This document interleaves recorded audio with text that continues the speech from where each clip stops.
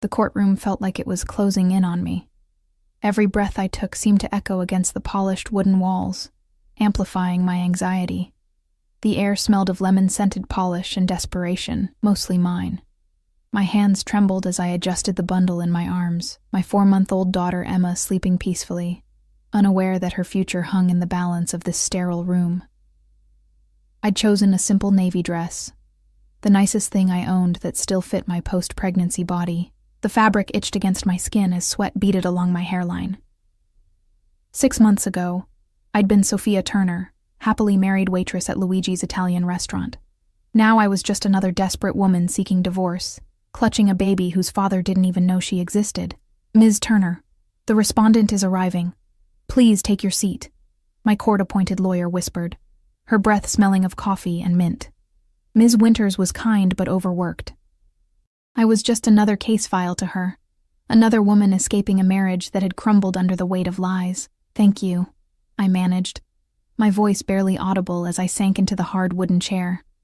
Emma stirred slightly, her tiny fingers curling against the soft pink blanket I'd spent 3 paychecks to afford. The courtroom doors swung open, and I kept my eyes fixed on Emma's peaceful face. I couldn't bear to look up, not yet. The shuffle of expensive shoes against marble filled the sudden silence. One pair moved with deliberate, measured steps that I'd recognize anywhere, the confident stride of a man who owned every room he entered. I hadn't seen Vincent Russo in 8 months, not since the night I discovered the truth, that the charming restaurant owner I'd fallen for and married after a whirlwind romance wasn't just a successful businessman. He was the businessman of Chicago's underworld, the head of the Russo crime family.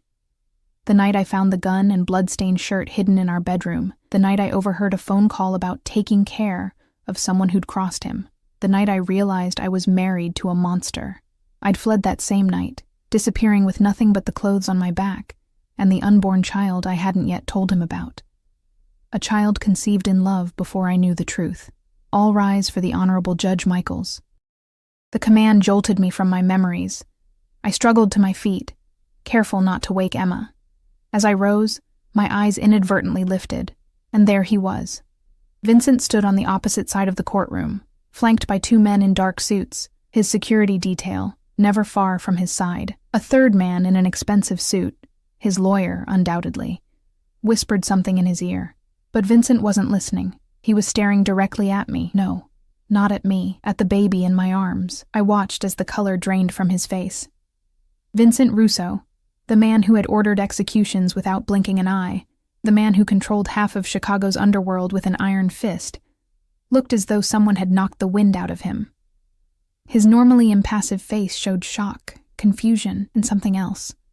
A fierce intensity that sent shivers down my spine. His dark eyes, the same ones that had once looked at me with such tenderness, now burned with questions. The scar that ran along his right jawline, a reminder of his violent past, seemed more pronounced against his suddenly pale skin. His knuckles turned white as he gripped the edge of the table in front of him. "Mr. Russo," his lawyer murmured, trying to regain his attention. But Vincent remained frozen, his gaze locked on Emma. Judge Michaels entered, but Vincent didn't move. It wasn't until one of his guards touched his elbow that he mechanically sat down, his eyes never leaving my daughter, our daughter. "We are here today for the dissolution of marriage between Sophia Turner and Vincent Russo," Judge Michaels began, his voice fading into background noise as panic rose in my chest. I'd been careful, so careful. I'd moved 3 times in 8 months, used a different name, paid for everything in cash, worked at a small diner where nobody asked questions about the pregnant woman with fear in her eyes. I'd done everything to ensure Vincent would never find me or know about our child. Yet here I was, sitting across from him in a courtroom, his eyes boring into the daughter he never knew existed. I'd only filed for divorce because I needed it legally finished, needed to sever all ties before disappearing permanently. I'd used my real name on the filing because I had to, but I'd trusted in the system's slow pace, and Vincent's apparent lack of interest in finding me. I was a fool. "Ms. Turner, are you represented by counsel today?" the judge asked, pulling me back to the present. Yes, Your Honor," Ms. Winters replied, standing beside me. "And Mr. Russo." Mr. Dominic Vasquez representing Mr. Russo, Your Honor, the sleek lawyer responded. His voice oozed confidence and privilege. The kind of lawyer only serious money could buy. Very well. I understand this is a petition for dissolution of marriage. Are there any contested assets or matters to be resolved? Before Ms. Winters could speak, Vincent's lawyer stood. Your Honor, my client has just become aware of information that substantially changes the nature of these proceedings. We request a continuance to confer with our client. The judge looked annoyed. Mr. Vasquez, what information could possibly have emerged in the 30 seconds since you entered my courtroom? Vincent stood abruptly, his chair scraping loudly against the floor. The child, Your Honor. His voice, deep and accented with the Italian of his heritage, sent a familiar shudder through me. I was not aware of the child. All eyes in the courtroom turned to me. To Emma, I clutched her tighter, protectively. Ms. Turner, the judge addressed me directly. Is this the respondent's child? My heart hammered so loudly I was certain everyone could hear it. I felt lightheaded, trapped. Vincent's gaze pinned me like a butterfly to a board. Ms. Turner? The judge prompted again. My voice failed me. Yes or no, Ms. Turner? Is this man the father of your child? I looked down at Emma, her perfect little face peaceful in sleep. Dark lashes against her cheeks, the small cleft in her chin identical to her father's. Yes, I whispered, the word hanging in the air like a death sentence. Vincent's intake of breath was audible across the courtroom. When I dared to look up, the expression on his face had transformed. The shock was gone, replaced by something far more dangerous. Possession.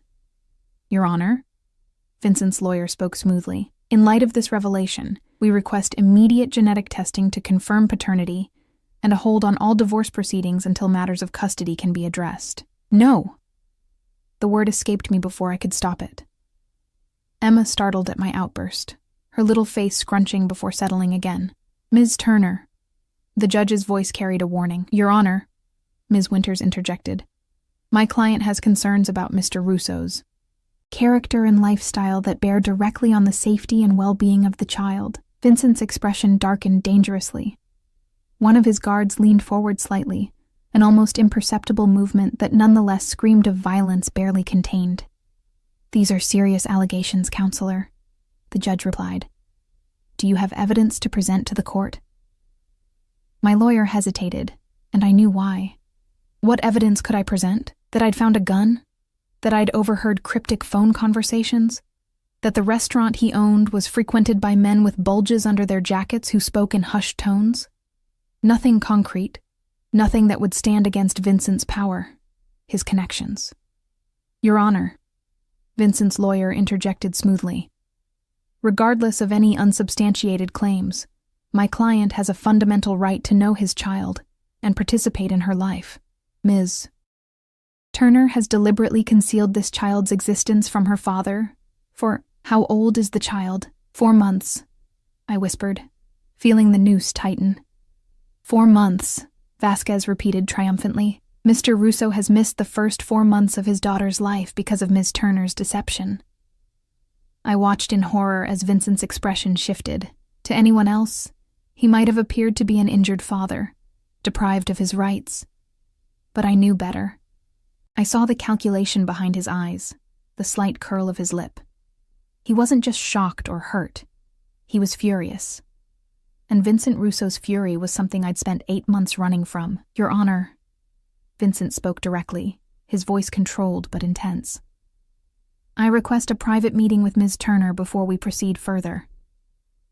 Mr. Russo, that's not how these proceedings— 10 minutes, Your Honor, to discuss our daughter.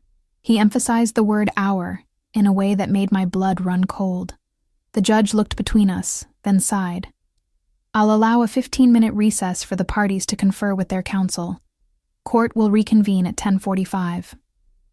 The gavel struck, and my heart sank. Vincent immediately turned to his lawyer, speaking rapidly in hushed tones. His guards positioned themselves near the courtroom exits. I was trapped. Ms. Winters. I clutched at my lawyer's sleeve. I can't speak to him. You don't understand, Sophia, she said gently. This might be our best opportunity to negotiate favorable terms. Mr. Russo appears motivated to resolve this matter. If only she knew what that motivation meant. As people began to file out for the recess, Vincent's eyes found mine again across the room. He nodded slightly to one of his men, who moved to stand by the door. "Ms. Turner," Vincent called, his voice carrying easily across the now emptying room. "Shall we use the conference room?" He gestured to a door off to the side. I looked desperately at Ms. Winters, who nodded encouragingly, completely misreading my terror for nervousness.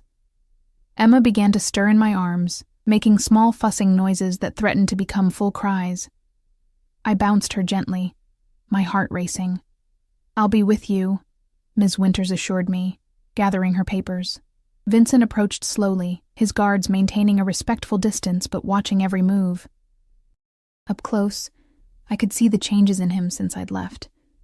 New lines around his eyes, a hardness to his mouth that hadn't been there before, but still devastatingly handsome in his perfectly tailored charcoal suit, the gold of his watch catching the fluorescent light. "Sophia," he said softly, his eyes moving from mine to the baby in my arms. "May I?" I instinctively stepped back, tightening my hold on Emma. "Don't touch her." Something flashed in his eyes, hurt, anger, I couldn't tell, before his expression smoothed into practiced neutrality. "As you wish. For now." The implied threat wasn't lost on me. I followed him into the conference room, Ms. Winters beside me, his lawyer and one guard following behind. The door closed with a soft click that sounded to my ears like a jail cell locking. Vincent sat at the head of the table, naturally assuming the position of power. I took a seat as far from him as possible. "Perhaps introductions are in order," Vincent said smoothly. "It seems I've missed some significant events." His eyes never left Emma, who had fully awakened now and was looking around curiously, with eyes the exact shade of chocolate brown as her father's. "Her name is Emma," I said stiffly. "Emma Marie Turner." "Turner?" Vincent's eyebrow raised. "Not Russo?" "No." Vincent's jaw tightened, but he maintained his composure. "And when were you planning to inform me that I had a daughter, Sophia?" "Mr. Russo," Ms. Winters interjected, "my client had concerns about—" "I'm speaking to my wife," Vincent cut her off, his voice soft but brooking no argument. "Sophia?" Those dark eyes that had once made me feel cherished now made me feel like prey. I swallowed hard. I wasn't. The silence that followed my admission was deafening. Vincent's face remained perfectly composed, but I knew better. The slight twitch at the corner of his eye, the almost imperceptible tightening of his jaw. These were the warning signs I'd learned to recognize during our marriage, precursors to a storm. "You weren't," he repeated, his voice dangerously soft. "You weren't going to tell me about my own flesh and blood." Emma chose that moment to let out a small, gurgling laugh, reaching one tiny hand toward the ceiling light. The sound seemed to pierce Vincent's controlled facade. His eyes softened momentarily as they fixed on our daughter. "Mr. Russo," my lawyer tried again, "perhaps we should focus on the legal matters at hand." "I'd like a moment alone with my wife," Vincent said, still watching Emma with an intensity that made my skin crawl. "That's not advisable," Ms. Winters replied. Vincent's lawyer cleared his throat. "Perhaps just 5 minutes? We can step outside the door." "No," I said immediately. "Anything you have to say can be said in front of our attorneys." Vincent's eyes snapped back to mine, and I regretted my defiance instantly, not because I feared he would hurt me physically. Vincent had never raised a hand to me during our marriage, but because I recognized the look of a predator calculating its next move. "Very well," he conceded with a slight nod. "Let's discuss the reality of our situation, then. You've hidden my daughter from me. You've filed for divorce without so much as a conversation. And now you sit across from me as though I'm the villain in this story." He leaned forward, resting his forearms on the table. "What exactly did you think would happen today, Sophia?" I shifted Emma to my other arm, buying time to steady my voice. I thought I would get my divorce and move on with my life, with my child. With my daughter, yes. Vincent's eyes narrowed fractionally. "Let me be clear, cara mia. There will be no divorce today. There will be no moving on with your life. Not without me." Ms. Winters straightened beside me. Mr. Russo, threatening language isn't... It's not a threat, Vincent interrupted smoothly. It's a statement of fact. I have rights as Emma's father. Rights I intend to exercise fully. Rights? I couldn't hold back my bitter laugh. You talk about rights while your men stand guard at the doors, while you intimidate everyone in this building? Don't pretend this is about being a father, Vincent. This is about control. It always has been with you. A flash of genuine anger crossed his face before he schooled his features. You know nothing of my intentions. I know enough, I countered, feeling braver with my lawyer beside me and Emma in my arms. I know who you really are, what you really do. That's why I left. That's why I kept Emma away from you. Vincent's lawyer shifted uncomfortably. Perhaps we should return to the legal... No, Vincent said sharply, not taking his eyes off me. I want to hear exactly what my wife thinks she knows about me. The challenge hung in the air between us. I glanced at Ms. Winters, who looked increasingly concerned. This was dangerous territory, but I'd been running too long to back down now.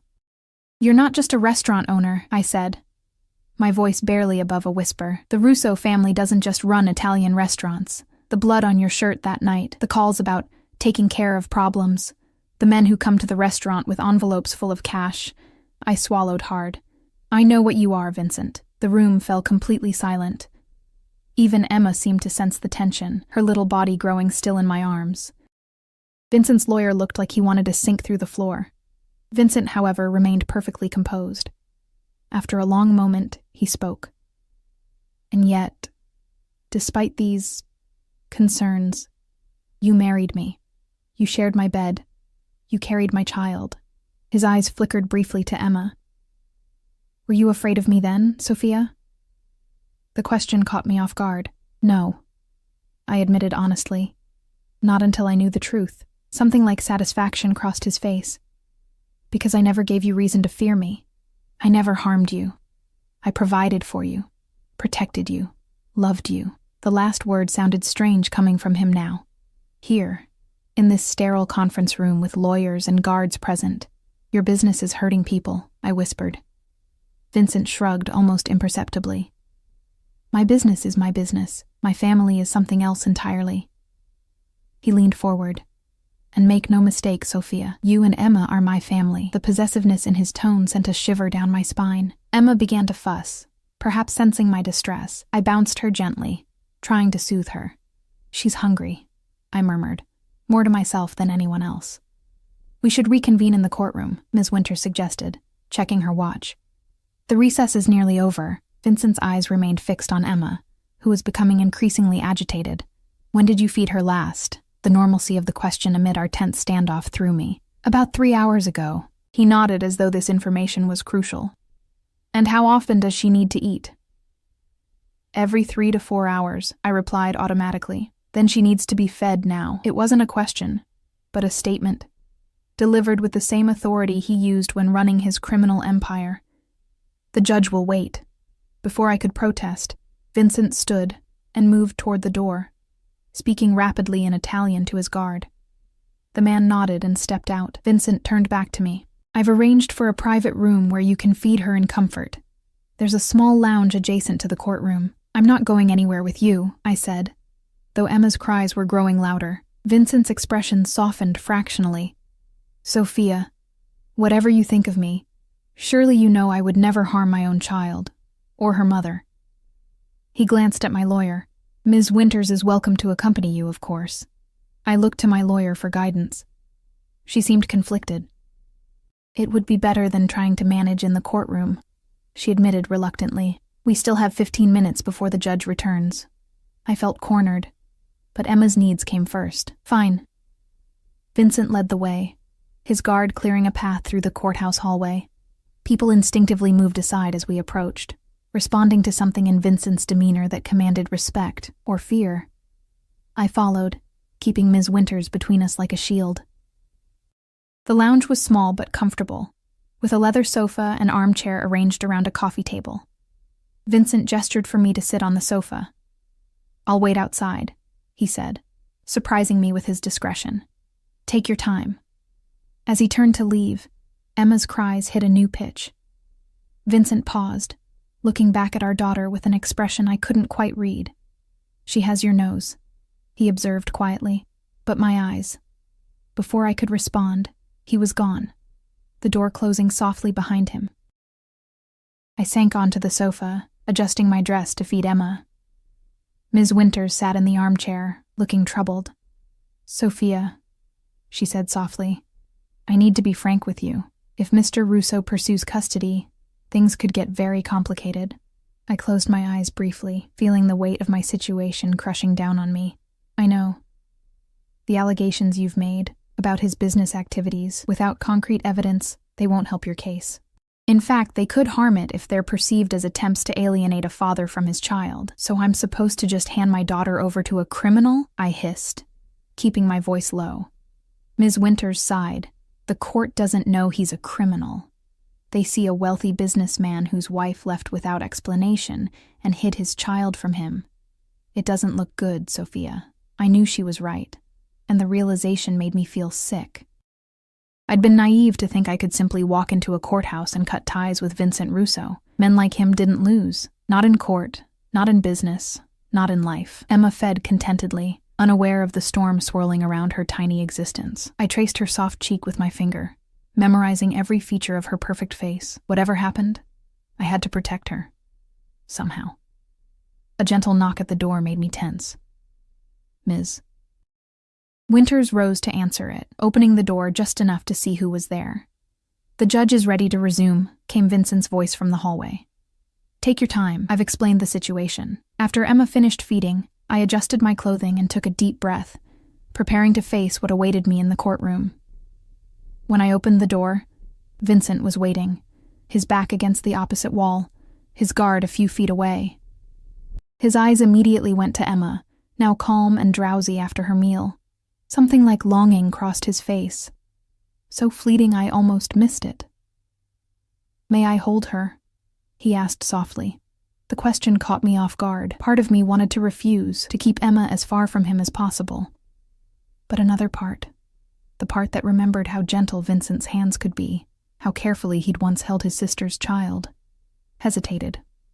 "Just be careful with her head," I found myself saying, the words escaping before I could stop them. Vincent stepped forward slowly, as though approaching a frightened animal. When he reached me, he carefully extended his arms. With trembling hands, I placed Emma in her father's embrace for the first time. The transformation in Vincent's face was immediate and startling. The hard lines softened.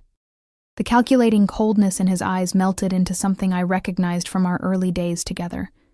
Wonder, tenderness. He cradled Emma with expert care, supporting her head perfectly. "Ciao, piccola mia," he whispered, his Italian accent thickening with emotion. "Hello, my little one." Emma's eyes, droopy with post-feeding contentment, focused briefly on his face. Vincent smiled, a real smile that reached his eyes, not the practiced charm he showed the world. Something twisted painfully in my chest. This was the man I'd fallen in love with. The man I'd thought Vincent truly was before I discovered the monster beneath the mask. Seeing him hold our daughter with such tenderness made the lines blur in a way that terrified me. The moment was broken by the appearance of Vincent's lawyer at the end of the hallway. "Mr. Russo, the judge is waiting." Vincent nodded without looking away from Emma. When he finally raised his eyes to meet mine, they were filled with a determination that sent a chill through me. "She's perfect," he said simply, carefully transferring Emma back to my arms. His fingers brushed mine in the exchange, and I flinched at the contact. Vincent noticed, his jaw tightening slightly. "We should go," Ms. Winters urged, glancing nervously between us. Back in the courtroom, Judge Michaels looked impatient. "I trust the parties have had time to discuss the new circumstances?" Vincent's lawyer stood. "Yes, Your Honor. In light of the revelation that Mr. Russo has a daughter he was unaware of, we are requesting that all divorce proceedings be stayed pending custody and paternity determinations." "Your Honor," Ms. Winters countered, "my client is not contesting that Mr. Russo is the father. However, we believe the divorce should proceed independently of custody matters, which can be addressed subsequently." Judge Michaels looked thoughtful. Mr. Vasquez, is your client requesting paternity testing, despite Ms. Turner's acknowledgement? As a formality, yes, Vincent's lawyer replied smoothly. Given the unusual circumstances of Ms. Turner's departure and her deliberate concealment of the pregnancy, the judge turned to me. Ms. Turner, why did you leave your husband without informing him of the pregnancy? I clutched Emma closer, feeling all eyes on me. I had concerns for my safety, Your Honor. It wasn't entirely a lie. Vincent's face remained impassive, but I saw his hand clench into a fist at his side. What specific threats did Mr. Russo make? The judge asked. He didn't explicitly threaten me, I admitted, but I discovered aspects of his business that frightened me. Judge Michaels looked skeptical. Ms. Turner, this court deals in facts, not vague impressions. Unless you have specific allegations of abuse or threats, Mr. Russo has every right to know his child and participate in her upbringing. Your Honor, Vincent's lawyer interjected. My client is a respected business owner in this community. He owns 3 successful restaurants and employs over 60 people. Ms. Turner's insinuations are not only harmful, but entirely without foundation. I wanted to scream. Of course, there would be no record of Vincent's criminal activities. Men like him didn't leave evidence. His restaurants were legitimate, successful fronts for operations that remained in the shadows. The judge nodded, seeming satisfied with the lawyer's explanation. Here's what we're going to do. I'm ordering paternity testing to be completed within the week. In the meantime, I'm issuing a temporary order prohibiting either party from leaving the jurisdiction with the minor child. He looked directly at me. Ms. Turner, where are you currently residing? I hesitated, panic rising in my throat. I'm staying with a friend. Address, please. I gave the address of the small apartment I'd been renting under a different name, knowing it would no longer be safe after today. And your current employment? I work at the Bluebird Diner on Oakley Avenue. A job I would now have to leave. The judge made notes. Mr. Russo, your residence? I maintain our marital home at 1420 Lakeshore Drive, Vincent replied smoothly. The home Sophia left, which remains exactly as she left it, awaiting her return. The possessive implication in his words made my skin crawl. Very well, Judge Michaels continued.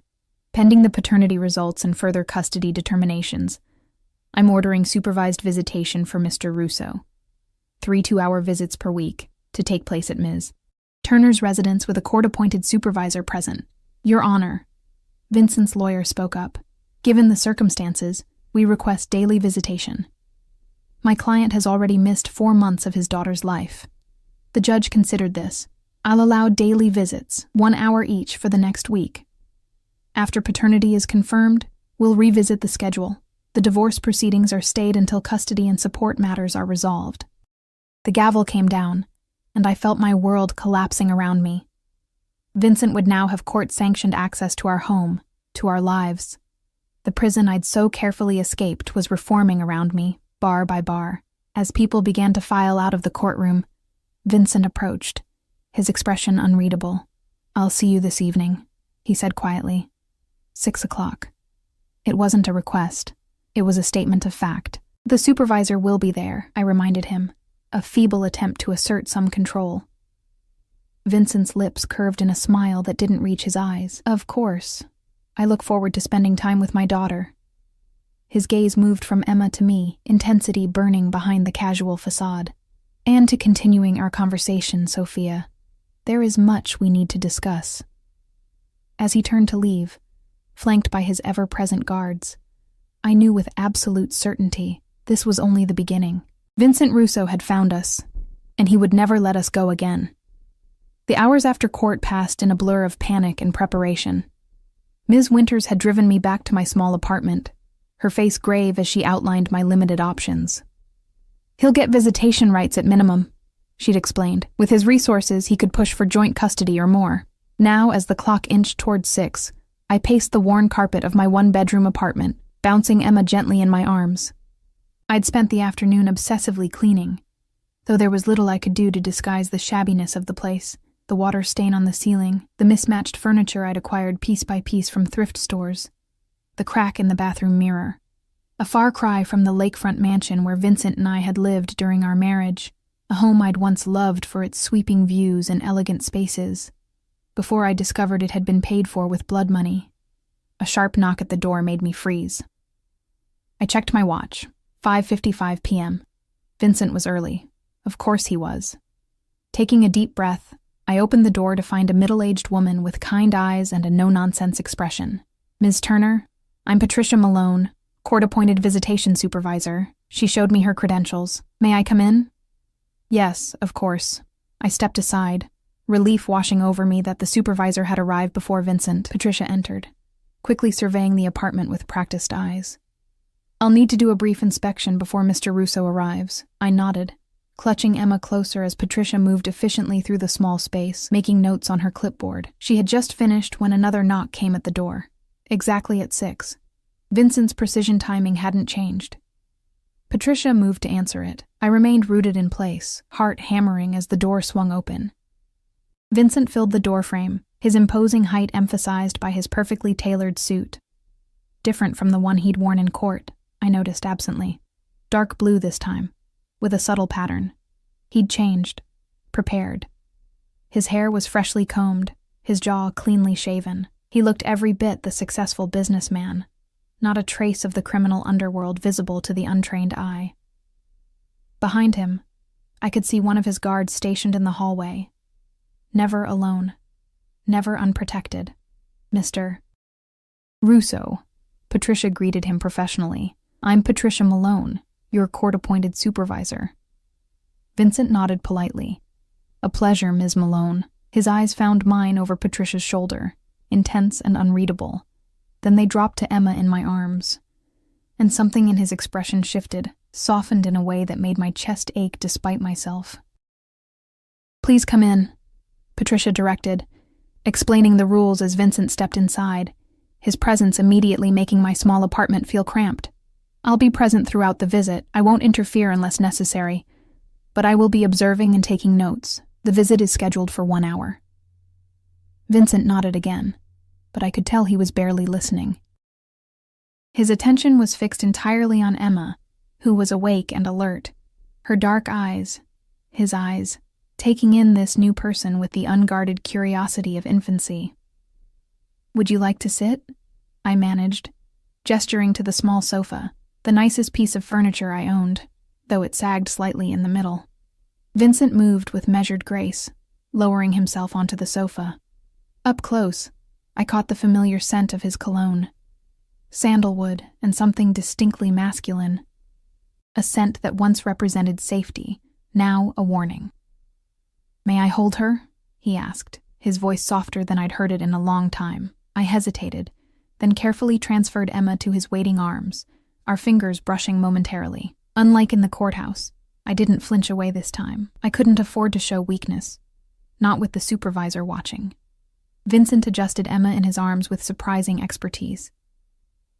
Our daughter stared up at him, her little brow furrowing as though trying to solve a complex puzzle. "Hello again, Piccola," he murmured, tracing one finger gently along her chubby cheek. Emma's response was immediate and unexpected. She smiled, a toothless, dimpled grin that transformed her tiny face. My heart sank. Even my daughter was falling under Vincent's spell. "She's alert for her age," Vincent observed, his eyes never leaving her face. "Strong, too." He tested her grip by offering his finger, which she immediately latched onto with surprising strength. "She started grabbing things at 3 months," I said automatically, then regretted offering the information. Every detail about Emma felt like something precious I should guard from him. Vincent nodded, absorbing this fact with the same intensity he applied to everything. "She has your nose," he said, echoing his earlier observation. "But my eyes, my mother's chin, I think." The casual mention of family, of connection and lineage, made my stomach tighten. I'd never met Vincent's mother. She had died before we met, but I'd seen photos. He was right about the chin. "Has she started trying to roll over yet?" Vincent asked, again surprising me with his knowledge of infant development. "Yes, just last week." A small smile of pride touched his lips. "Advanced," he murmured, as though Emma's milestone was a personal achievement. Patricia observed our interaction quietly from the small dining chair I'd positioned near the sofa. Her pen moved occasionally across her notepad, recording God knows what about this surreal scene. For several minutes, Vincent simply held Emma, talking to her softly in a mix of English and Italian. The tender scene was so at odds with what I knew about him, about the blood on his shirt that night, the hushed phone conversations about problems that needed handling. The cognitive dissonance made me dizzy. "You're in a safe place now, Emma," Vincent murmured, so quietly I almost missed it. "Papa's here now." I stiffened. "She's perfectly safe with me." Vincent's eyes flicked up to mine, sharp and assessing. "In this neighborhood? In this building with broken security locks and windows that don't seal properly?" He glanced around the apartment. "How many jobs are you working to afford even this place, Sophia?" "That's not relevant to your visitation," I said, my voice tight. Patricia cleared her throat softly. "Let's keep the conversation focused on Emma, shall we?" Vincent inclined his head slightly in acknowledgement, but his eyes held mine for a moment longer, communicating clearly. "This conversation isn't over." He returned his attention to Emma, who was beginning to fuss. "What does she need?" "She's probably getting hungry again," I said, glancing at the clock. "Nearly Emma's feeding time. May I feed her?" Vincent asked, looking between me and Patricia. The supervisor turned to me. "That's up to you, Ms. Turner." I hesitated. The thought of Vincent handling such an intimate parental duty made me uncomfortable, but refusing would look bad in Patricia's report. "I'll prepare a bottle," I said, rising to move to the tiny kitchenette. "You don't breastfeed anymore?" Vincent asked, his tone neutral. I felt heat rise to my cheeks. "I do, but I expressed milk earlier, for the visit. I'd anticipated not wanting to breastfeed in front of him. The vulnerability of it felt too intimate, too exposed." I warmed the bottle quickly, testing the temperature on my wrist with practiced movements. When I returned, Vincent was gently bouncing Emma, who had begun to cry in earnest. "She has your impatience," he remarked, a hint of amusement in his voice. I sat beside him, close enough to pass the bottle but maintaining as much distance as the small sofa allowed. "Do you want me to show you how to feed her?" "I remember how," Vincent said simply. Of course. He'd held his niece as an infant. I'd forgotten. I watched as he adjusted Emma expertly, offering her the bottle at the perfect angle. She latched on immediately, her cries ceasing as she began to eat. "Perfect," Vincent murmured, pride evident in his voice. His thumb caressed Emma's temple as she fed, a gesture so gentle it was hard to believe these same hands had likely committed unspeakable acts of violence. "You seem quite natural with her, Mr. Russo," Patricia observed, making another note. Vincent didn't look up from Emma. "Children are precious. They should be treated with care." The simple statement hung in the air, loaded with implications in the context of who Vincent was, who I knew him to be. We sat in silence as Emma fed, the only sounds her occasional contented gurgles and the distant noise of traffic outside. I was acutely aware of Vincent beside me, of his controlled breathing, of the expensive watch on his wrist, of the faint scar on his right hand, a thin white line across his knuckles. I'd asked about that scar once. He'd told me he'd gotten it breaking up a fight at his restaurant. I wondered now whose blood had really caused it. When Emma finished the bottle, Vincent smoothly lifted her to his shoulder, patting her back gently until she burped. He did it with such easy confidence that an outsider would think he'd been caring for her since birth. "You've done well with her, Sophia," he said quietly. "She's healthy, strong, beautiful." The compliment caught me off guard. I'd expected accusations, not praise. "Thank you," I replied stiffly. Vincent adjusted Emma so she was cradled in one arm, facing him. His other hand reached into his jacket pocket, extracting a small velvet box. My breath caught. "I brought something for her," he said, opening the box to reveal a tiny gold bracelet with a small charm, a protective Italian horn, the cornicello. "Vincent, she's too young for jewelry," I protested. "It's a protection charm," he said, meeting my eyes. "From my family. My mother gave one to each of her children." The significance wasn't lost on me. He was marking her as a Russo. "You can keep it until she's older," Vincent added, offering me the box. "But it belongs to her." I took it reluctantly, knowing Patricia was watching this exchange with interest. "Thank you," I said again, this time more sincerely. Whatever else Vincent was, he clearly cared for our daughter in his own way. Emma began to fuss again, her little legs kicking against Vincent's arm. "She needs changing," I said, recognizing the signs. "I can do it," Vincent offered immediately. I hesitated, then nodded toward the changing table I'd set up in the corner of the living room. The bedroom was too small to accommodate it. Vincent rose smoothly, carrying Emma to the table. I followed, standing close by as he efficiently removed her soiled diaper and cleaned her with gentle hands. If Patricia was surprised by his competence, she didn't show it. "Your apartment is very small," Vincent observed quietly as he fastened a fresh diaper. "It's what I can afford," I replied defensively. "One bedroom?" "Yes." "Where does Emma sleep?" "With me." Vincent nodded, absorbing this information as he lifted our freshly changed daughter. "And your work at the diner, what are the hours?" "That's not relevant to my visitation," Vincent finished, a slight edge to his voice. "Everything about my daughter's living conditions is relevant to me, Sophia." I glanced at Patricia, who was watching us closely but not intervening. "I work mornings and early afternoons," I said finally. "My neighbor watches Emma. Is this neighbor qualified in childcare?" The questioning felt like an interrogation. "She raised 5 children of her own," I said, anger simmering beneath my calm facade. Vincent seemed to sense he was pushing too far. He returned to the sofa, Emma still in his arms. She was growing drowsy again, her eyelids drooping. "She's tired," he observed. "It's almost her bedtime," I confirmed. Vincent studied Emma's face as she fought sleep, her little mouth opening in a perfect O-shaped yawn. The tenderness in his expression made something twist painfully in my chest. "When I imagined becoming a father," he said softly, "I never thought I would miss the first months of my child's life." The accusation was clear beneath the seemingly benign statement. "I did what I thought was necessary to protect her," I replied, keeping my voice low. Vincent's eyes met mine, dark and unreadable. "And what exactly were you protecting her from, Sophia?" The question hung between us, loaded and dangerous. Before I could formulate a response, Patricia intervened. "Mr. Russo, we have about 10 minutes left in today's visitation. Is there anything specific you'd like to do with Emma before we conclude?"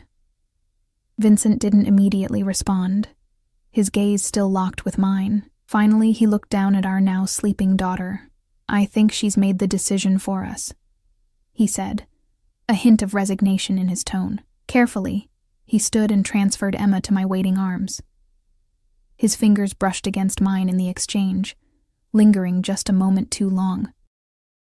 "Tomorrow at 6, then," he said, his voice dropping to a near whisper. "We'll continue our conversation." The promise, or threat, made me shiver despite the warmth of the apartment. Patricia reviewed a few notes with Vincent, who nodded absently, his attention still focused on Emma and me. When it was time for him to leave, he paused at the door, turning back to look at us one last time. "Sleep well, Piccola," he murmured to Emma, then to me, his voice hardening almost imperceptibly. "Lock your door, Sophia. This building isn't secure." With that, he was gone, his guard falling into step beside him as they moved down the hallway. Patricia closed the door behind them, turning to me with a professional smile. "That went well, I think. Mr. Russo seems very interested in being involved in Emma's life." If only she knew just how involved Vincent Russo intended to be, not just in Emma's life, but in mine as well. The bracelet in its velvet box sat on the coffee table, a glittering reminder that in Vincent's world, what belonged to him was never truly free. Sleep eluded me that night. I lay beside Emma in our shared bed, listening to her soft breathing while my mind raced with contingency plans, each more desperate than the last. Running was no longer an option, not with court orders in place, and Vincent watching my every move. My meager savings wouldn't get us far anyway. I was trapped. Morning came too quickly. The pale light filtering through the thin curtains found me exhausted but resolute. I needed help, real help, not just a court-appointed lawyer overwhelmed with cases. I needed someone who understood what Vincent was capable of. After feeding and changing Emma, I called the diner to explain my situation, or a sanitized version of it. My boss, Martha, a gruff woman with surprising compassion beneath her tough exterior, agreed to hold my job for a week. "Family troubles happen to everyone, honey," she said. "Your spot at the counter will be waiting." I thanked her, knowing I might never return. Nothing about my life felt certain anymore. With Emma securely strapped to my chest in her carrier, I ventured out to the one place I thought might offer help, the Women's Resource Center downtown. I'd seen their flyers at the diner, escaping dangerous situations, emblazoned across the top. The center was housed in a nondescript building with security cameras at every entrance. Inside, the space was warm and inviting, despite the serious nature of its purpose. A woman with silver-streaked hair looked up from the reception desk as I entered. "Can I help you?" "I hope so," I said, my voice barely above a whisper. "I need advice about my husband." The woman, Diane according to her name tag, nodded with understanding. "Is this an emergency situation?" Not immediate. But yes, it's serious." Diane led me to a small private room with comfortable chairs and toys in one corner. "Our counselor, Rachel, will be with you shortly. Would you like some tea while you wait?" The simple kindness nearly broke me. "Yes, please." 10 minutes later, a woman in her 40s with warm brown eyes and a gentle demeanor entered with 2 cups of tea. She introduced herself as Rachel and sat across from me. "Diane mentioned you're seeking advice about your husband?" I nodded, adjusting Emma, who had fallen asleep against my chest. "Beautiful baby," Rachel observed. "How old?" 4 months, I replied, stroking Emma's dark hair. "She's why I'm here. I need to protect her." Over the next half hour, I explained my situation, my whirlwind romance with Vincent, our marriage, my discovery of his true nature, my flight, and now the court-ordered visitation. I was careful with my words, never explicitly stating that Vincent was in the mafia, but implying enough for Rachel to understand the danger. Rachel listened without judgment, taking occasional notes. When I finished, she sat silent for a moment, contemplating. "Sophia," she said finally, "what you're describing is a very complex and potentially dangerous situation. Men with power and resources can be particularly difficult to escape." "I know," I whispered. "I tried running, and look where it got me." Rachel nodded. "Running is rarely a viable long-term solution, especially with a child involved. The courts tend to view parents who flee with children unfavorably, as you've discovered. So what do? I can't let him pull Emma into his world. Your concerns about your husband's business activities, without concrete evidence, will be challenging to present in court," Rachel said, echoing what Ms. Winters had already told me. "But there are steps we can take to build safety for you and Emma." She outlined several strategies, documenting every interaction with Vincent, setting clear boundaries, maintaining separate bank accounts, and preparing an emergency plan just in case. "We also have legal advocates who specialize in complicated custody situations," Rachel added. "They might be able to assist your court-appointed attorney." Hope flickered faintly within me. "When can I meet with them?" "I can arrange something for tomorrow. For today, let's focus on immediate safety planning for you and Emma." We spent the next hour developing strategies for navigating Vincent's visits. Rachel emphasized the importance of the court supervisor's presence and advised me on how to handle communication with Vincent. "Keep conversations centered on Emma," she advised. "Don't engage about your relationship or his business. Document everything, including what Emma wears during visits, how she behaves before and after, and anything concerning Vincent says or does." I soaked up her advice like a drowning woman grasping a lifeline. When we finished, Rachel escorted me to the front desk, where Diane provided a packet of resources and the business card for their legal advocate. "Call anytime, day or night," Rachel said, squeezing my hand. "You're not alone in this, Sophia." I left the center feeling marginally better, still trapped, but perhaps not entirely helpless. Emma and I spent the afternoon in a small park, savoring the fresh air and sunshine, before returning to the apartment to prepare for Vincent's evening visit. At precisely 6, the now familiar knock sounded. Patricia arrived first again, followed minutes later by Vincent. His eyes swept the apartment as he entered, taking in details I hadn't noticed him observing yesterday. I wondered what he was looking for, or cataloging. Emma was awake and alert, dressed in the nicest outfit I owned for her, a pale yellow dress with tiny embroidered flowers, a gift from a co-worker at the diner. Vincent's eyes softened when he saw her. that same transformation I'd witnessed before overtaking his features. "Hello, Piccola," he greeted her, then nodded to me. "Sophia." Today he wore a light gray suit that probably cost more than 6 months of my rent. The contrast between his evident wealth and my struggling existence felt intentional, a silent reminder of what he could provide that I couldn't. "Would you like to hold her?" I offered, following Rachel's advice to focus interactions on Emma. Vincent nodded, settling onto the sofa and accepting Emma into his arms with practiced ease. She didn't fuss this time, instead regarding him with open curiosity. "She remembers me," he said, satisfaction evident in his tone. "Babies her age recognize faces after just a few exposures," I replied neutrally. Vincent's lips curved slightly. "She knows her father." The possessiveness in his voice made my skin prickle. I said nothing, watching as he spoke softly to Emma in Italian, the same melodic phrases he'd used yesterday. "What are you saying to her?" I asked, unable to contain my curiosity. Vincent glanced up, just telling her about her heritage, about the family she belongs to. The emphasis on family wasn't lost on me. I thought of the protective amulet he'd brought yesterday, the marker of her lineage. "I brought something else for her today," Vincent said, seemingly reading my thoughts. With one hand still cradling Emma securely, he reached into his jacket pocket and withdrew a small stuffed lion, soft and plush with a friendly face. "A lion?" I questioned, accepting the toy to examine it. "The lion is the king," Vincent explained, his eyes intent on mine. "Protected, respected, feared. No one harms the lion's cubs without consequences." The message beneath the seemingly innocent gift sent a chill through me. Vincent was marking his territory, making his intentions clear. I handed the lion back, watching as Vincent presented it to Emma, who immediately grabbed for it with eager hands. "She likes it," he observed with satisfaction. "She's at the age where she's grabbing everything," I said, trying to diminish the significance. Vincent nodded. Exploring her world, learning what's hers. The hour passed in similar fashion to yesterday, Vincent holding Emma, feeding her the bottle I'd prepared, changing her diaper with surprising competence. He asked questions about her routine, her development, her preferences. Normal father questions that felt abnormal coming from him.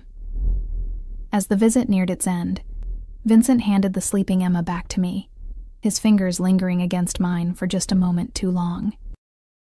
"I've been thinking, Sophia," he said, his voice low enough that Patricia, making notes in her chair, wouldn't hear clearly.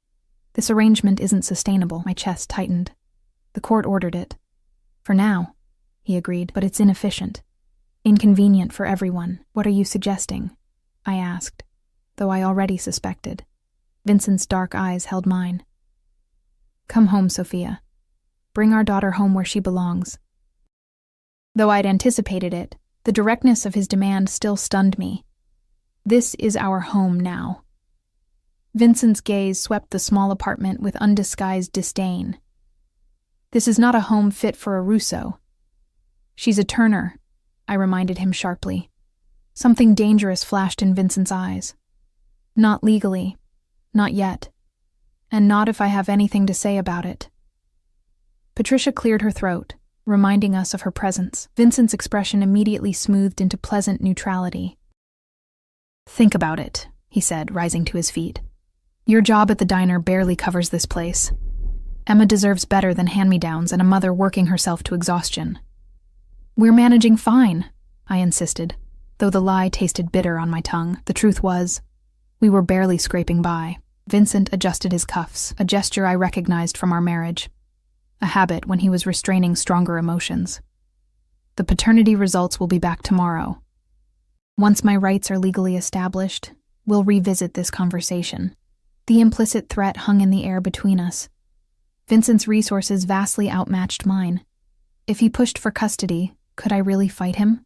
"I'll see you tomorrow evening," he said, turning to leave. At the door, he paused, looking back at Emma in my arms. "She sleeps peacefully. That's good." After Vincent and Patricia departed, I sank onto the sofa, holding Emma close, inhaling her sweet baby scent for comfort. Vincent's visit had left me shaken, but also confused. The tenderness he showed Emma seemed genuine, at odds with the calculating, dangerous man I knew him to be. The next day passed in a blur of anxiety. I met with the legal advocate from the Women's Resource Center, a sharp-eyed woman named Melanie who specialized in high-conflict custody cases. She reviewed my situation with a grimness that did little to reassure me. Without concrete evidence of illegal activity or direct threats to you or the baby, we're fighting an uphill battle, she admitted. His financial resources alone give him a significant advantage. So I just give up? I asked, desperation edging my voice. Melanie's expression softened. No. We fight smart. We document everything. We focus on Emma's best interests, and we prepare for every possibility. She helped me draft a proposed parenting plan that would allow Vincent visitation while maintaining my primary custody. It felt like a compromise I didn't want to make. But Melanie assured me it was our best tactical move. Show the court you're willing to facilitate a relationship between Emma and her father, she advised. It strengthens your position as the reasonable party. That evening, Vincent arrived for his visit with new energy, a barely contained intensity that set my nerves on edge immediately. The paternity test results came back, he announced without preamble, once Patricia had settled into her observational role. As expected, Emma is officially confirmed as my daughter. I nodded stiffly. I never disputed that. No, Vincent agreed, taking Emma into his arms with now practiced ease. But now it's a legal fact, not just your word. He seemed different today, more confident, if that were possible. More certain of his position. Emma sensed it too, fussing slightly in his hold until he soothed her with soft Italian words.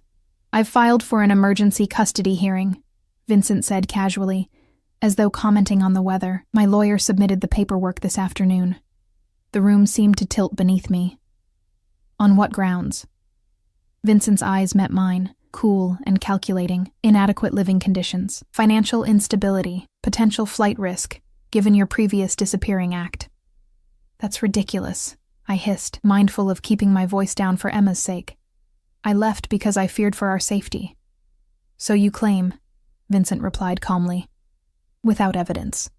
Mr. Russo, Patricia interjected. This visit is meant to focus on your interaction with Emma. Vincent inclined his head in acknowledgement, but his eyes remained locked with mine, communicating clear intent. The battle lines were drawn. For the remainder of the visit, Vincent was the picture of paternal devotion, reading to Emma from a small book he'd brought, showing her pictures on his phone of what I realized with a jolt was our old home, the mansion on Lakeshore Drive. He was painting a picture for her, and for Patricia, of the life he could provide. When the visit ended and he reluctantly handed Emma back to me, his parting words confirmed my worst fears. The hearing is scheduled for Monday morning, 3 days from now, he said softly. Consider your options carefully before then, Sophia. As the door closed behind him, I clutched Emma to my chest, my heart racing with panic and determination. 3 days to prepare for the fight of my life, the fight for my daughter's future. I had no illusions about what Vincent was offering. A gilded cage for both of us, where Emma would grow up surrounded by the very danger I'd fled, where she would learn that power came from fear and wealth from suffering, where she might one day inherit the Russo family business. That night, as Emma slept beside me, I made a promise to her and to myself. I would not let Vincent win, not without using every resource, every ounce of strength I possessed. If he wanted a war, he would get one. I just prayed I was strong enough to survive it. The weekend passed in a whirlwind of preparation. Melanie, the legal advocate, worked tirelessly alongside Ms. Winters to build our case, though neither woman seemed particularly optimistic. Vincent's resources dwarfed ours, his influence reaching into corners of the city I could only imagine. Focus on being the stable, loving parent you are, Melanie advised during our Sunday strategy session. The judge will be looking at who can provide the most consistent emotional support for Emma. But we both knew what the judge would also see: a financially struggling single mother versus a wealthy, established businessman. The scales felt impossibly tilted. Vincent's visits continued, Saturday and Sunday evenings, each marked by his immaculate appearance, his growing ease with Emma, and his subtle but persistent pressure on me. The hearing is unnecessary, he said on Sunday night as he rocked Emma gently. We could resolve this privately, Sophia. By me surrendering, I countered quietly. Vincent's eyes flashed. By you coming home, where you both belong. This isn't surrender. It's accepting reality. The reality that you're not who I thought you were. His jaw tightened almost imperceptibly. You never gave me a chance to explain. Explain what, Vincent? The blood on your shirt? The threats I overheard? The envelopes of cash? Patricia shifted uncomfortably in her chair, pretending not to listen to our hushed conversation. Vincent leaned closer, his voice dropping further. There are reasons for everything, cara mia. Reasons I would have shared if you'd asked, instead of running. Would those reasons have changed anything? I challenged. His expression softened slightly. Perhaps not, but they might have helped you understand. Understand what? That you hurt people for a living? Vincent's eyes hardened again. That I protect what's mine. That family comes before everything. His gaze dropped to Emma sleeping in his arms. Always. The possessive way he held her, the intensity in his eyes, it frightened me more than any overt threat could have. Vincent wasn't just fighting for custody. He was claiming ownership. Monday morning dawned cold and gray, matching my mood perfectly. I dressed Emma in her nicest outfit. The yellow dress again, paired with a tiny cardigan a coworker had knitted for her. I wore my only proper dress, a navy blue sheath that had grown slightly loose since Emma's birth. My hair, pulled back in a simple bun, couldn't hide the dark circles under my eyes from another sleepless night. Ms. Winters met us at the courthouse, Melanie beside her with an additional stack of documents. They spoke in hushed tones as we waited outside the courtroom, occasionally glancing my way with expressions that did little to calm my nerves. Remember, Melanie said when they finally approached, stay calm, answer only what's asked, and keep focusing on Emma's needs. Don't let him provoke you into emotional outbursts. I nodded, bouncing Emma gently as she began to fuss. The courtroom doors opened, and my heart sank. Vincent was already inside, seated at a table with not one but 3 attorneys, Vasquez and 2 others I didn't recognize. He wore a conservative dark suit, his hair perfectly styled, his posture radiating confidence. His guards were nowhere to be seen, smart enough to know their presence might raise questions, but I spotted his driver lingering in the back row. As we entered, Vincent's eyes found mine, then moved to Emma. Something flickered across his face, possessiveness mingled with something softer, more genuine. For a moment, I glimpsed the man I'd fallen in love with, the man who had swept me off my feet with his charm and intensity. I looked away quickly. That man was an illusion, a mask worn to hide the monster beneath. Judge Harris, a severe-looking woman with steel-gray hair and piercing eyes, entered the courtroom. Unlike Judge Michaels, she had a reputation for being thorough and unswayed by status or wealth. A small spark of hope kindled in my chest. We're here for the emergency custody hearing in the matter of Russo versus Turner, Judge Harris began, reviewing the documents before her. I've read the petitions from both parties. Mr. Vasquez, as the moving party, you may begin. Vincent's lawyer rose smoothly. Your Honor, my client is seeking temporary full custody of his infant daughter, Emma Marie, with supervised visitation for the mother. My breath caught in my throat. Full custody. They were going for everything. On what grounds? Judge Harris asked, peering over her reading glasses. Ms. Turner has demonstrated instability and poor judgment, Vasquez began. She abandoned the marital home while pregnant, deliberately concealed her pregnancy and the child's birth from my client, and has been living in substandard conditions unsuitable for an infant. He continued, painting me as unstable, potentially dangerous, and certainly unfit. According to Vincent's legal team, I was a flight risk who might disappear with Emma again at any moment, depriving her of her father's presence and care. Additionally, Vasquez concluded, Ms. Turner works long hours at a diner, leaving the child with an unqualified neighbor. Mr. Russo can provide full-time professional childcare in a safe, stable environment, the same home where Ms. Turner herself lived happily until her unexplained departure. Judge Harris listened impassively, making occasional notes. When Vasquez finished, she turned to Ms. Winters. Counselor? Ms. Winters rose, looking small and underprepared compared to Vincent's legal team. Your Honor, Ms. Turner left the marital home due to legitimate concerns for her safety and well-being. While she cannot provide the same financial resources as Mr. Russo, she has been Emma's primary caregiver since birth, providing stable, loving care. She outlined my case, my deep bond with Emma, my efforts to provide for her, the stable routine we'd established. Melanie had helped prepare affidavits from my employer, my neighbor who watched Emma, and even a pediatrician who'd seen Emma twice since her birth, all testifying to my competent care. Ms. Turner is not opposed to Mr. Russo having a relationship with his daughter, Ms. Winters continued, but believes sudden removal from her primary attachment figure would be traumatic and harmful for Emma. Judge Harris nodded, her expression unreadable. I'd like to hear from the parents directly. She looked at me. Ms. Turner, please explain why you left your husband without informing him of your pregnancy. This was the moment, the question I'd been dreading. With Emma fussing in my arms, I took a deep breath. Your Honor, I discovered aspects of my husband's business that frightened me. I began carefully. I found a blood-stained shirt hidden in our home.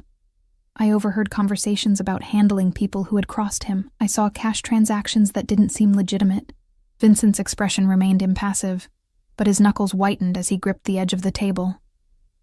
Did you confront your husband with these concerns? Judge Harris asked.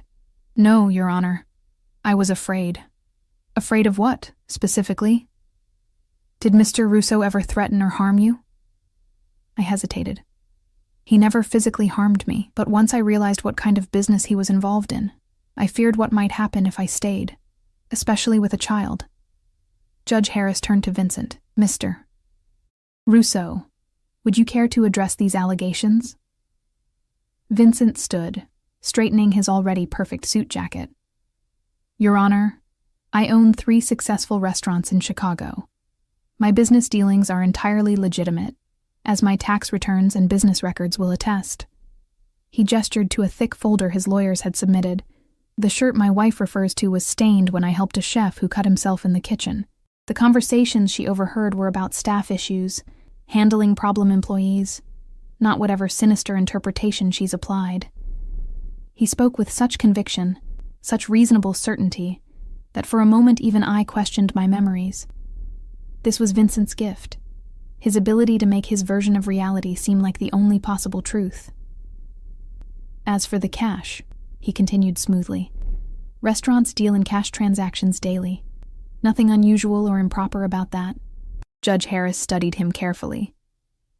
And why do you believe you should have custody of an infant who has been exclusively in her mother's care since birth? Vincent's expression softened as he glanced at Emma. Because she's my daughter, and she deserves the best of everything. Security, opportunity, stability. I can provide all of that. His eyes found mine. I never wanted Sophia to leave. Our home, Emma's rightful home, has remained exactly as it was, waiting for them to return. The sincerity in his voice was chilling precisely because it wasn't entirely fake. Vincent did want us back, as possessions, as extensions of himself and his legacy. Your Honor, I interjected, unable to stay silent. Emma needs her mother. She's still nursing. We have a bond that can't be replaced by wealth or material comfort. Judge Harris raised an eyebrow at my outburst, but nodded, a valid consideration. She turned back to Vincent. Mr. Russo, what childcare arrangements would you make if granted custody? I've hired a highly qualified nanny, Vincent replied. She has 20 years of experience with infants and impeccable references. She would live in, providing Emma with consistent care while allowing me to be present for all important moments. Of course he had. Vincent's preparation was always flawless. For the next hour, both sides presented evidence, financial records, living conditions, character witnesses. Vincent's team had photographs of my apartment that somehow made it look even shabbier than it was, while showcasing the lake house as a paradise of safety and luxury. They had psychological experts testifying that Emma's age made this an ideal time for transition, that she would adapt quickly to her new primary caregiver.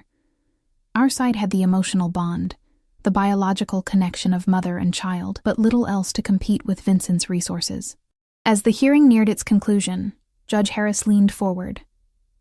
Before I make my ruling, I have one question for each of you. She looked at Vincent first. Mr. Russo, if granted custody, how would you facilitate Ms. Turner's relationship with Emma? Vincent didn't hesitate. I would welcome Sophia's presence in our home, where she could have unlimited access to Emma in a safe, comfortable environment. If she prefers not to return home, I would arrange and finance appropriate visitation in a suitable location. The perfect answer, casting him as reasonable and generous. Judge Harris turned to me. Ms. Turner, the same question. If you retain custody, how will you ensure Mr. Russo has a meaningful relationship with his daughter? I swallowed hard. I would continue to facilitate supervised visitation as the court directs. As Emma grows older and if Mr. Russo proves himself to be... I hesitated, choosing my words carefully. Focused solely on Emma's well-being, I would be open to expanding those visits. Vincent's jaw tightened almost imperceptibly. Judge Harris noticed.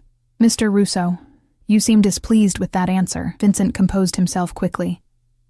I simply believe Emma deserves better than supervised visits with her own father when I've done nothing to warrant such restrictions. Judge Harris nodded, making a final note before straightening.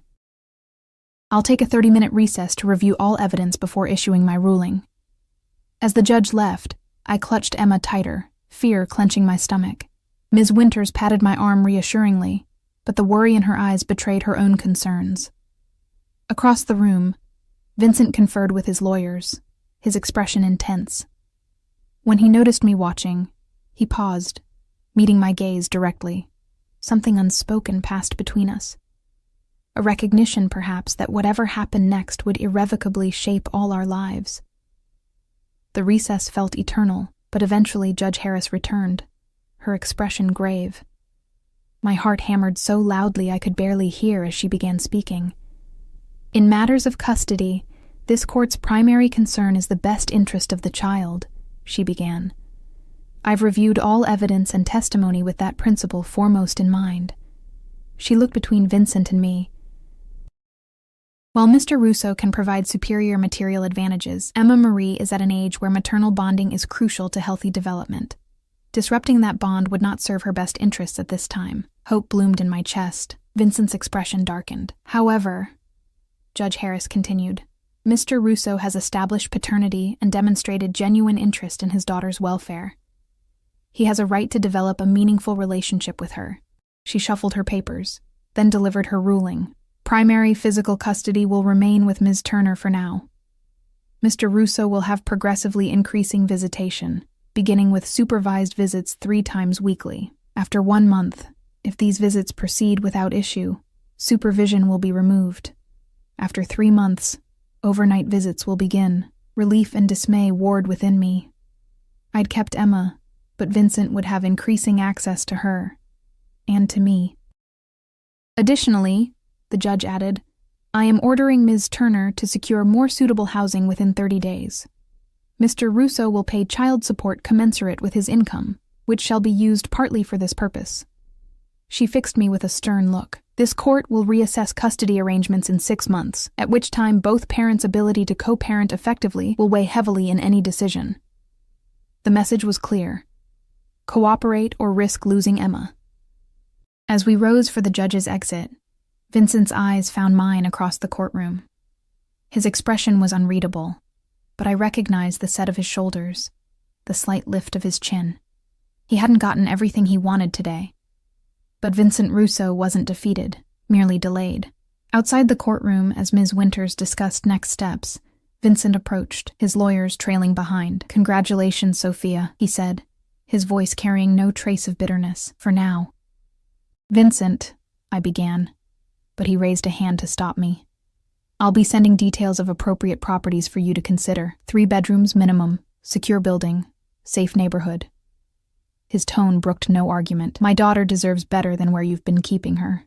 Before I could respond, he leaned closer, his voice dropping so only I could hear. This isn't over, Karamia. It's merely beginning. His eyes moved to Emma, softening visibly. She belongs with both of us. Eventually you'll accept that reality. He reached out, gently touching Emma's cheek with one finger. She gurgled in response, reaching for his hand with her tiny fingers. The simple gesture felt like a prophecy. As Vincent turned and walked away, flanked by his legal team, I clutched Emma closer to my chest. I'd won the first battle, but the war was far from over. Vincent would use these court-ordered visits to wear down my defenses, to integrate himself further into our lives, to make himself indispensable to Emma. And part of me, a part I desperately tried to silence, wondered if that would be entirely bad. The tenderness in Vincent's eyes when he looked at our daughter was real. The protection he offered was real. In a world of uncertainty and struggle, could I truly blame Emma if she one day chose the safety and security her father offered? As we left the courthouse, stepping into the bright midday sun, I looked down at Emma's perfect face. Whatever happened, whatever Vincent did, I would fight to keep her safe, not just physically, but spiritually and morally. I would fight to show her that true strength came not from power over others, but from the courage to stand alone if necessary. And if someday Vincent truly proved himself changed, if he showed himself to be the man I'd once believed him to be, rather than the man I'd discovered, perhaps then we could find a middle path, a way forward that kept Emma surrounded by love without sacrificing her soul. It was a fragile hope, but as Emma smiled up at me, reaching for my face with complete trust, it was enough to take the first step into our uncertain future.